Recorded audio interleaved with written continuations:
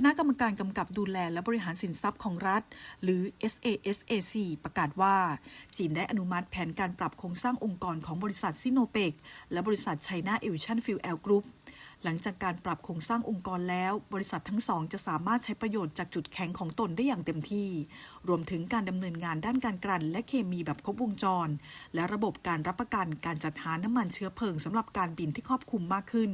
เพื่อลดขั้นตอนการประสานงานลดต้นทุนการจัดหาสนับสนุนความมั่นคงด้านพลังงานของอุตสาหกรรมการบินของจีนได้อย่างแข็งแกร่งและส่งเสริมการพัฒนาคุณภาพสูงของห่วงโซ่อุตสาหกรรมนอกจากนี้บริษัททั้งสองจะกระชับความร่วมมือในด้านต่างๆเช่น